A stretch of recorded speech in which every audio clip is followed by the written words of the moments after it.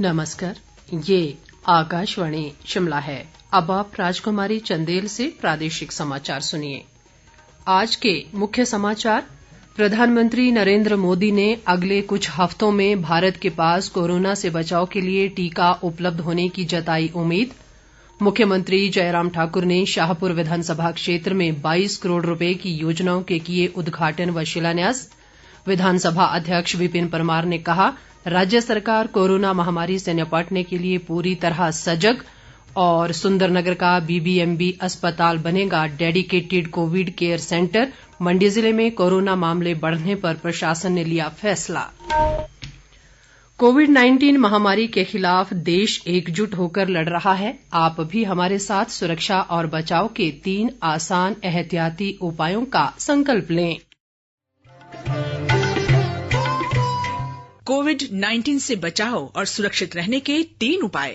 Mask लगाएं, 2 गज दूरी है जरूरी, सुरक्षित दूरी रखें, हाथ और मुंह साफ रखें।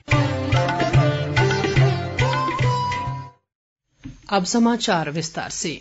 प्रधानमंत्री नरेंद्र मोदी ने कहा है कि अगले कुछ हफ्तों में भारत के पास कोरोना महामारी से बचाव के लिए टीका उपलब्ध हो जाएगा।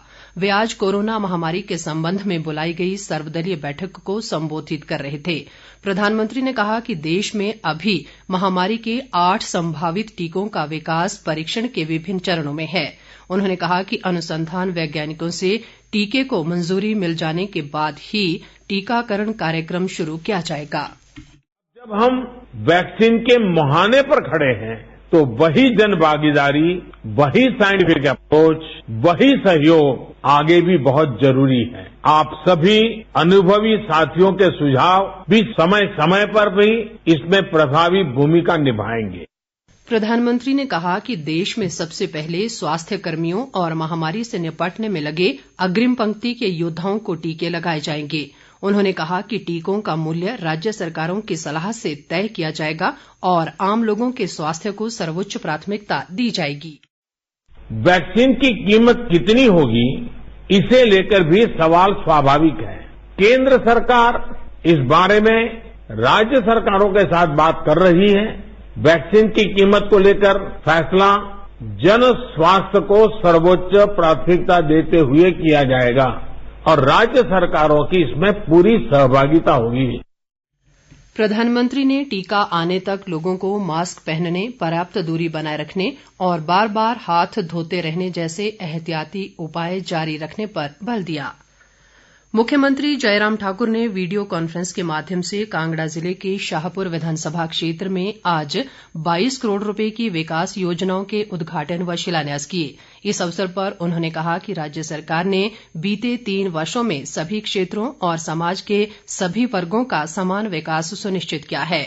मुख्यमंत्री ने कहा कि कोरोना महामारी के कारण प्रदेश भी प्रभावित हुआ है, लेकिन सरकार ने विकास की गति को जारी रखने के लिए कई कदम उठाए हैं।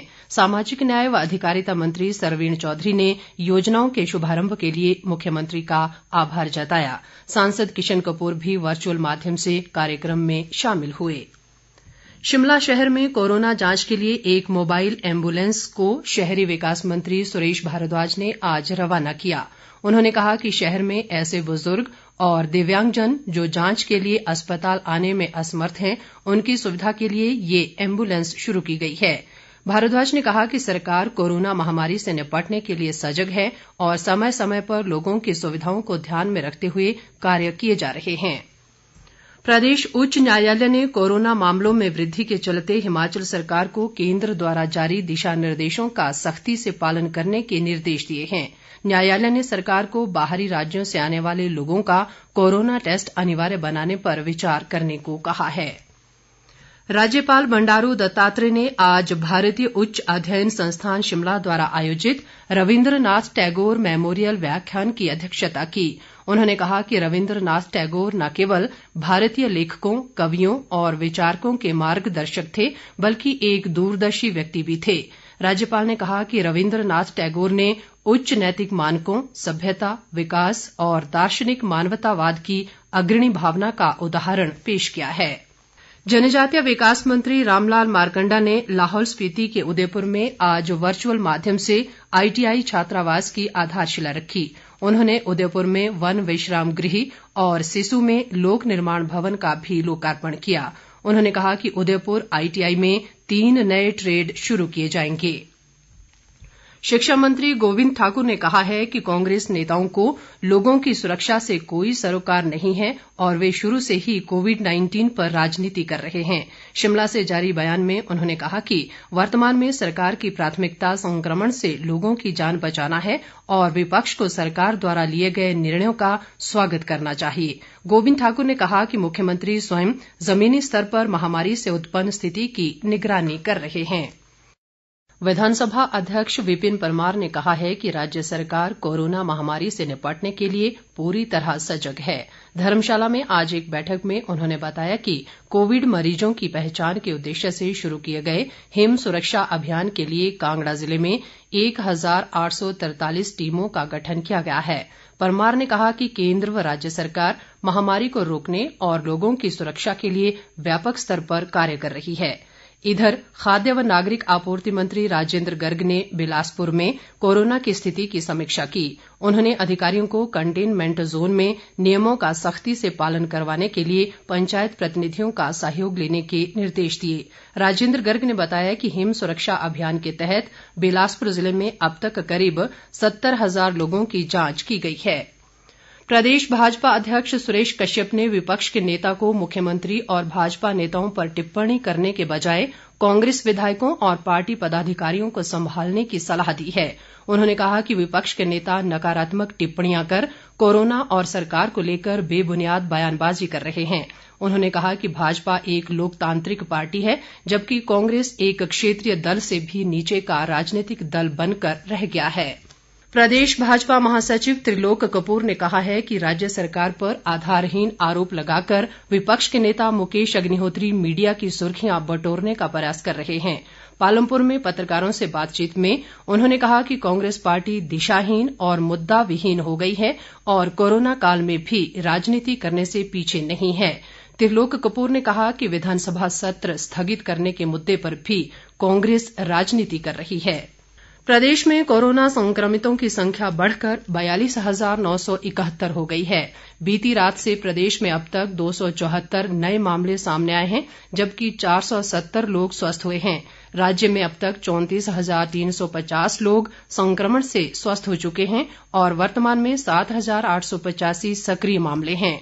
संक्रमण से अब तक 692 लोगों की मृत्यु हुई है। शिमला जिले में अब तक सबसे अधिक 7,920 मामले सामने आ चुके हैं।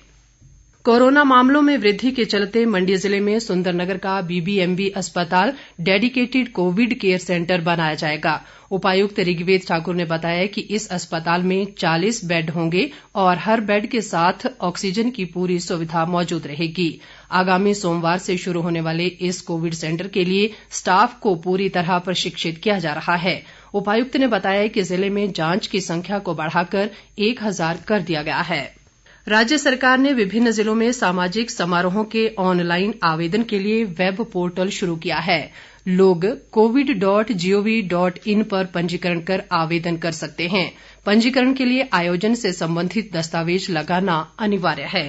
हिम सुरक्षा अभियान के तहत सिरमौर जिले में अब तक 40,000 से अधिक लोगों की जांच की गई है।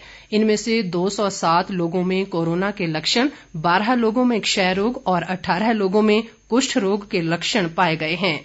नाहन में आज अभियान की समीक्षा बैठक में उपायुक्त RK परूथी ने ये जानकारी दी। कोरोना संक्रमण से बचाव के संबंध में शिमला प्रेस क्लब में आज मीडिया कर्मियों के लिए कार्यशाला का आयोजन किया गया। IGMC के वरिष्ठ चिकित्सा अधीक्षक डॉक्टर जनकराज ने बताया कि संक्रमण में वृद्धि के चलते आने वाले दिनों में विशेष सावधानी बरतने की आवश्यकता है। अंत में मुख्य समाचार एक बार फिर। प्रधानमंत्री नरेंद्र मोदी ने अगले कुछ हफ्तों में भारत के पास कोरोना से बचाव के लिए टीका उपलब्ध होने की जताई उम्मीद। मुख्यमंत्री जयराम ठाकुर ने शाहपुर विधानसभा क्षेत्र में 22 करोड़ रुपए की योजनाओं के किए उद्घाटन व शिलान्यास। विधानसभा अध्यक्ष विपिन परमार ने कहा, राज्य सरकार कोरोना महामारी से निपटने के लिए पूरी तरह सजग। और सुंदरनगर का बीबीएमबी अस्पताल बनेगा डेडिकेटेड कोविड केयर सेंटर। मंडी जिले में कोरोना मामले बढ़ने पर प्रशासन ने लिया फैसला। इसके साथ ही ये समाचार बुलेटिन समाप्त हुआ। नमस्कार।